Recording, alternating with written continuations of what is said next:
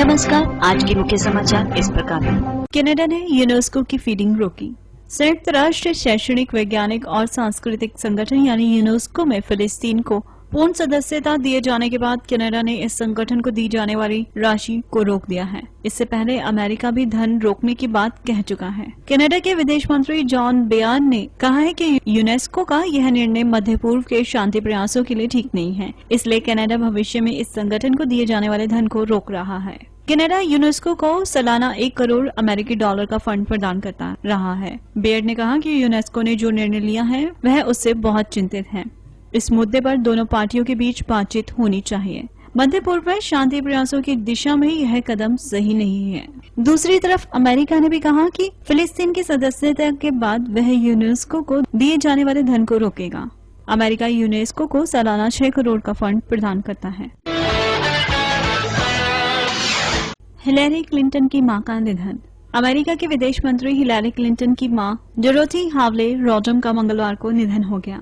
वह 92 साल की थी और बीते कुछ समय से बीमार चल रही थी। क्लिंटन ने वॉशिंगटन के एक हॉस्पिटल में अपनी मां के नजदीक रहने की खातिर अपनी लंदन व इस्तानबुल की पूर्व निर्धारित यात्रा रद्द कर दी थी। साल 1919 में शिकागो में जन्मी रॉडम शहर के एक अग्निशमन कर्मी की बेटी थी। उनके माता पिता के 1927 में तलाक ले लेने के बाद रॉडम व उनकी बहन को कैलिफोर्निया में अपनी नाना नानी के पास रहना पड़ा था।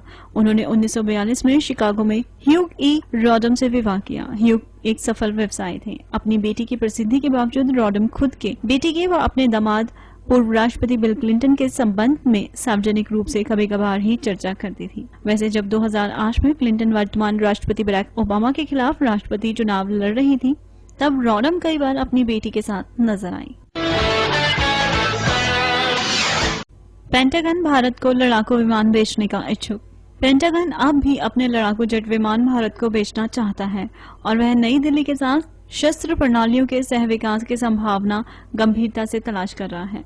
कांग्रेस के समक्ष मंगलवार को पेश 9 पृष्ठों की एक रिपोर्ट में कहा गया कि पेंटागन अमेरिका के F-16 और F-18 लड़ाकू विमान न खरीदने के भारत के हालिया फैसले से अवगत है। रिपोर्ट में ये भी कहा गया कि इस झटके के बावजूद वह मानते हैं कि ज्वाइंट स्ट्राइक फाइटर JSF जैसे अमेरिकी विमान दुनिया में सर्वश्रेष्ठ हैं। पेंटागन ने अमेरिकी कांग्रेस से कहा कि अगर भारत JSF में दिलचस्पी दिखाता है तो अमेरिका उसे इसके बारे में तथा भारत की भावी योजना में सहयोग की जरूरत के बारे में जानकारी देने के लिए तैयार होगा। भारत के साथ रक्षा सहयोग के विस्तार के लिए उत्सुक पेंटागन ने कहा कि वह भारत के साथ एक साझेदार के तौर पर सहयोगात्मक विकास के अवसर हासिल करने की खातिर साइंस एवं प्रौद्योगिकी सहयोग बढ़ाने के मौके चाह रहा है। इसी रिपोर्ट के अनुसार अमेरिका ने भारत के साथ विज्ञान एवं प्रौद्योगिकी तथा अनुसंधान एवं विकास सहयोग की दिशा में हाल ही में कई कदम उठाए हैं। ऑस्कर निर्माता गिलबर्ट का निधन। अमेरिकी फिल्म एवं रंगमंच निर्देशक गिलबर्ट केट्स का निधन हो गया है। उन्होंने 14 ऑस्कर समारोह के प्रसारण का जिम्मा संभाला था। वह 77 साल के थे। समाचार एजेंसी के मुताबिक गिलबर्ट को सोमवार सुबह करीब 6:30 बजे लॉस एंजलिस के कैलिफोर्निया विश्वविद्यालय में उनकी कार में मृत पाया गया था। लॉस एंजलिस के जांच अधिकारी यह पता लगाने की कोशिश कर रहे हैं कि गिलबर्ट की मौत कैसे हुई। गिलबर्ट ने 1990 में ऑस्कर समारोह का टेलीविजन पर सीधा प्रसारण शुरू किया था। इसी साल वह कैलिफोर्निया विश्वविद्यालय के school of theatre, film and television के संस्थापक प्रमुख बने। वह 1998 में अपना कार्यकाल समाप्त होने तक इस पद पर रहे। उन्होंने साल 2008 में अंतिम बार ऑस्कर समारोह का प्रसारण किया था। लीबिया में कीब अंतरिम प्रधानमंत्री नियुक्त। लीबिया में नेशनल ट्रांजिशनल काउंसिल यानी NTC ने अब्दुल रहमान अल कीब को देश का नया अंतरिम प्रधानमंत्री चुना है। NTC ने तानाशाह कर्नल मोहम्मद गद्दाफी की मौत के बाद देश को आजाद घोषित किया था और अब नए अंतरिम प्रधानमंत्री की नियुक्ति हुई है। उन्होंने महमूद जिब्रिल का स्थान लिया है। महमूद ने गत 20 अक्टूबर को गद्दाफी के मारे जाने के 3 दिन बाद इस्तीफा दे दिया था। कीब को 23 नवंबर तक अंतरिम सरकार का गठन करना होगा, जो लोकतांत्रिक चुनाव होने तक देश का संचालन करेगी। NTC का लक्ष्य वर्ष 2013 में चुनाव कराना है। कीब ने कहा कि उनकी प्राथमिकता लीबिया वासियों के मानवाधिकारों की रक्षा करना है। वह ऐसे राष्ट्र का निर्माण करने के लिए प्रतिबद्ध हैं जहां लोकतांत्रिक मूल्यों का पालन किया जाए। त्रिपोली निवासी कीब को NTC के सदस्यों द्वारा किए गए मतदान में प्रधानमंत्री निर्वाचित किया गया। इलेक्ट्रिक इंजीनियरिंग में विशेषता रखने वाले शिक्षाविद ने 4 अन्य उम्मीदवारों को पछाड़कर 51 में से 26 वोट हासिल किए हैं। नए आव्रजन कानून के खिलाफ है ओबामा। ओबामा प्रशासन ने दक्षिणी कैरोलिना के नए आव्रजन कानून को चुनौती दी है। भारतीय मूल की गवर्नर निकी रंधावा हेली की मंजूरी के बाद यह कानून प्रभावी हो गया है। ओबामा प्रशासन का तर्क है कि यह कानून असंवैधानिक और संघीय आव्रजन प्राधिकार के खिलाफ है। विधि विभाग ने एक बयान में कहा कि संविधान और संघीय कानून इस प्रकार का कानून बनाने की इजाजत नहीं देते हैं। बयान में यह भी कहा गया कि दक्षिण कैरोलिना का कानून स्पष्ट तौर पर संघीय सरकार द्वारा अपनाई गई नीतियों और प्राथमिकताओं का विरोधाभासी है और इसलिए इसे स्वीकार नहीं किया जा सकता।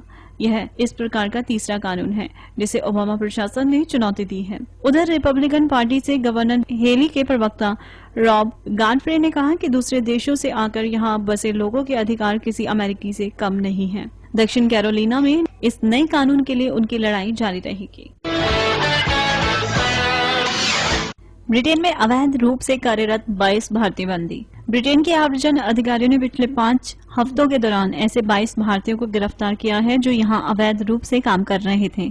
उन्हें अब भारत भेजने की तैयारी की जा रही है। इन भारतीयों की गिरफ्तारी ब्रिटेन, वेल्स और स्कॉटलैंड के विभिन्न कारोबारी प्रतिष्ठानों में छापेमारी के दौरान की गई। इसके लिए उन व्यापारिक प्रतिष्ठानों को भी भारी जुर्माने का सामना भी करना पड़ेगा। अवैध रूप से कार्यरत प्रत्येक कर्मचारी को 10,000 पाउंड का जुर्माना भरना पड़ सकता है। एडिनबर्ग में कानूनी सलाहकार हरप्रीत ढल को अवैध आव्रजन संबंधी मामले में 6 साल की सजा हो चुकी है। उन पर फर्जी कागजात के जरिए भारतीयों को यहाँ लाने और काम दिलवाने का आरोप था।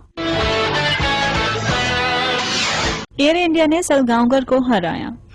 मेजबान एयर इंडिया ने मंगलवार को आई लीग फुटबॉल टूर्नामेंट के तीसरे दौर के मैच में गत चैंपियन सलगांवकर स्पोर्ट्स क्लब को हरा दिया।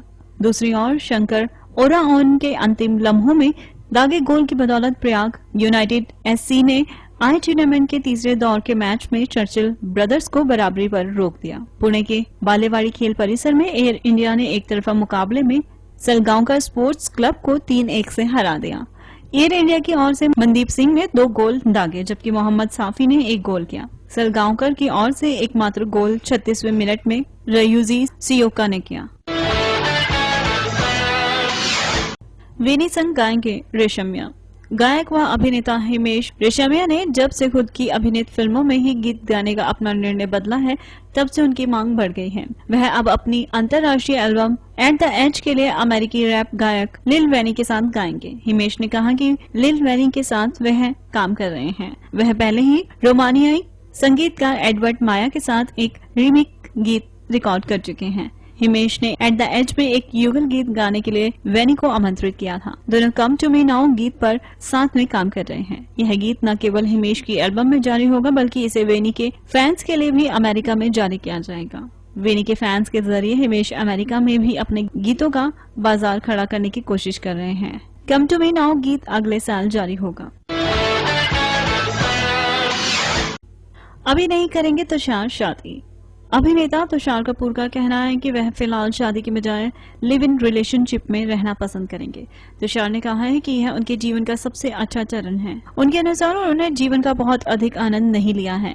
वह काम को गंभीरता से ले रहे थे और उस पर ध्यान लगा रहे थे। अब वह जीवन के खुशनुमे पल जीना चाहते हैं। अपने संबंधों के बारे में तुषार ने कहा कि वह जिस किसी के साथ भी डेटिंग कर रहे हैं वह उसके बारे में नहीं बताना चाहते। वह फिल्म जगत से बिल्कुल भी नहीं है। हालांकि उन्होंने तुरंत स्पष्ट किया कि उन्हें उपयुक्त महिला नहीं मिली है और उन्होंने शोर इन सिटी की सह कलाकार राधिका आप्टे के साथ डेटिंग की अटकलों को खारिज किया। उनके अनुसार वह 40 साल की उम्र के आसपास शादी कर सकते हैं।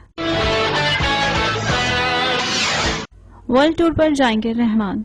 संगीतकार ए.आर. रहमान, ब्रिटनी स्पीयर्स और मारिया केरे के कंसर्ट्स के क्रिएटिव डायरेक्टर एमी टिन किम के साथ अगले महीने वर्ल्ड टूर पर जाएंगे। The man the music concert अगले महीने 9 दिसंबर से दुबई में शुरू होने जा रहा है। यह वर्ल्ड टूर न केवल तकनीकी रूप से बल्कि भारतीय संस्कृति विरासत को भी लोगों के सामने लाएगा।